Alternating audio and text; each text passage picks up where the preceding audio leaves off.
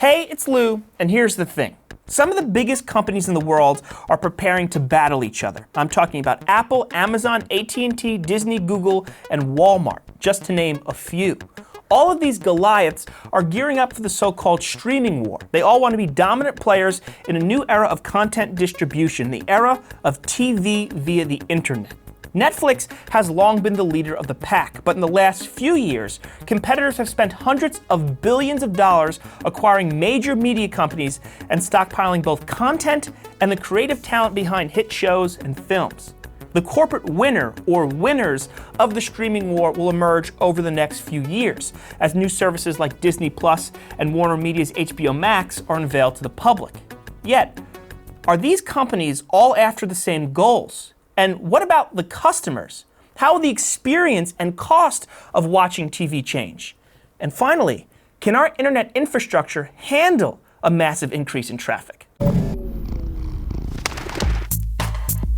Excuse the cliche, but content is king, and there are billion-dollar receipts to prove it. Tony Gunnarsson, a principal analyst of online video streaming at consulting firm Ovum, told me that the cluster of recent mega mergers and acquisitions in the media industry are all about acquiring the content libraries and production capabilities to compete against Netflix. That's a major reason Disney bought Fox, for example, or AT&T bought Beme's parent company, what was Time Warner and is now Warner Media.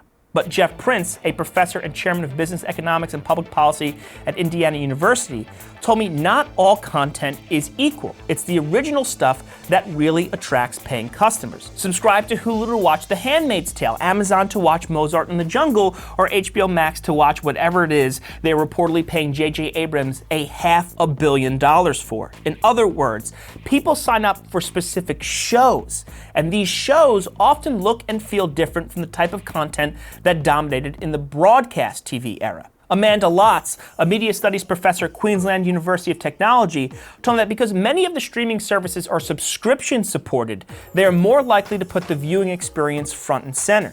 Seems obvious, but that's not always the case in an ad-supported environment. When advertisers are a revenue stream, storytelling has to structure itself around annoying commercials. Plus, the networks go out of their way to ensure that storytelling isn't offensive or inappropriate. Since advertisers don't want to run commercials during controversial programs, there's a tendency to play it safe. But in a subscription-supported environment, those advertiser sensitivities aren't part of the equation. Lotz told me this is part of the reason we tend to see edgier, darker content on streaming networks, including Netflix. In addition, the subscription-supported model allows for the distribution of niche content that might not be popular enough for advertiser support. Lotz pointed me to Crunchyroll, the anime streaming service. Lotz added that the streaming services have upended the traditional metrics associated with television. In the past, it was all about ratings. The more eyeballs you can deliver to advertisers, the better. But now, the movies and shows that get people to subscribe and get them to hold on to the subscription are the most valuable. On that front, Lotz told me how quickly we start a series after it's released and how fast we complete the entire season are better indications of retention value than raw ratings. I know what she means. I think a lot of us have these filler shows like The Office or Friends that we keep on in the background over and over again. Therefore, they rate highly.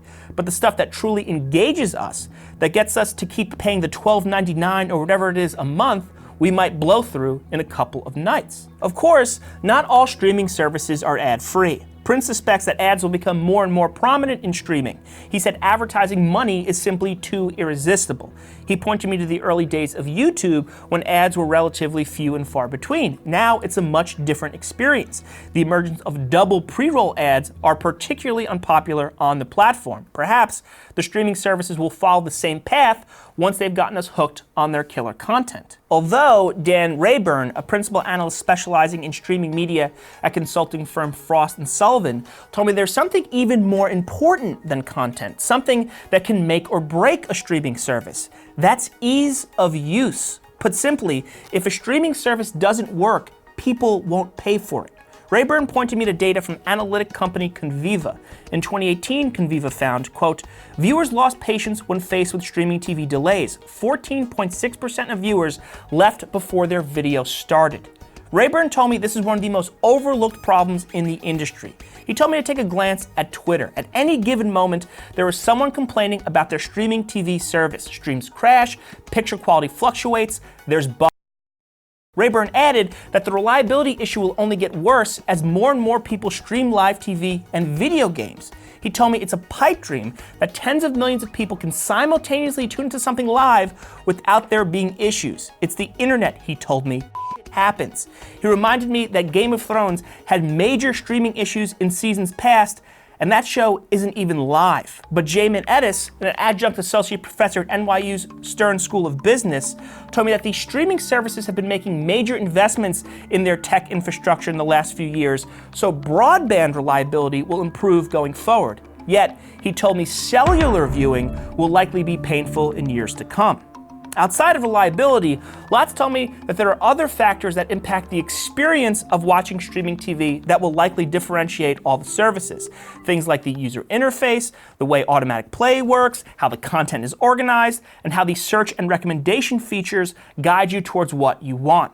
Tech-centric companies like Netflix have an advantage on this front, Lotz told me, because they have a better command of the tools that can measure audience engagement, guide development decisions, and create a pleasant browsing experience. On the other hand, legacy media companies entering the space have to play catch-up. Indeed, it seems that the streaming war is half tech companies trying to become media companies, like Apple, and half media companies trying to become tech companies, like CBS. As Netflix chief content officer once said, quote, "The goal is to become HBO faster than HBO can become us." Now, outside of content and user experience, the other big feature separating all these services is cost. Rayburn told me that when streaming services first came out, they established an expectation that streaming would be the less expensive option. In fact, Prince conducted a study and found that early cord cutters were younger people who tend to be price sensitive.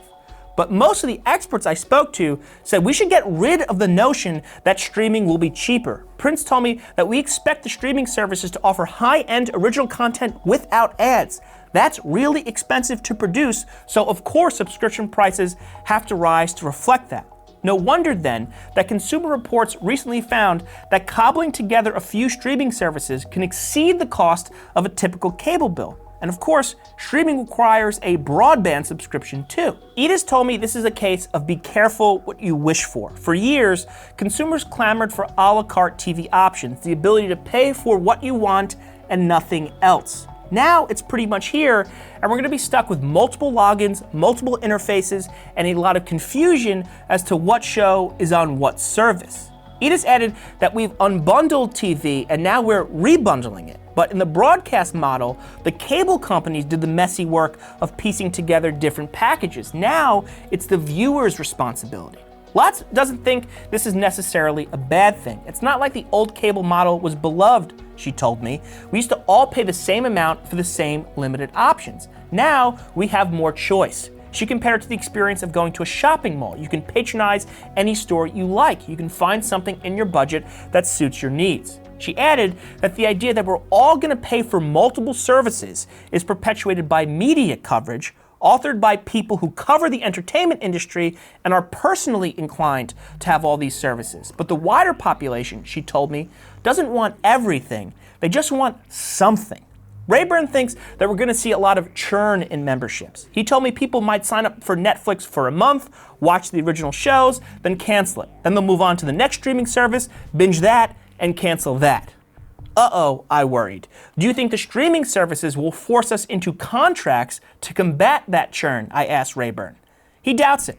He said the no contract feature is too central to streaming's identity and is part of the promise they made to regulators in Congress. Prince predicted that some streaming services will keep their prices low because they're not concerned with subscription profit per se. He pointed me to Amazon Prime. Amazon wants to keep people in the Prime ecosystem because Prime members on average buy more products from the site. Edis told me Apple might pair its streaming option with cloud storage. He added the other streaming players might add services like virtual education or home security or e-commerce. In fact, Vudu, which is owned by Walmart, is reportedly rolling out an interactive marketing feature this summer that allows you to buy products featured in shows right from your couch, which just serves to underscore the point. This is still a young industry. Who knows where it winds up or how it creeps into other aspects of our lives. Rayburn added that predictions about who will win the streaming war are premature. Many of these services aren't even out yet, he told me, but that hasn't stopped pundits from looking at content catalogs and extrapolating from there. But what if the services don't work properly? What if they're hard to navigate? What if the new shows turn out to be busts? So yeah, question marks abound.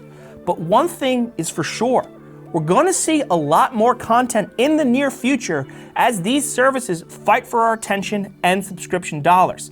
That's probably not financially sustainable for them in the long run, but it'll be fun to witness while it lasts. Okay, I'm gonna go live my life.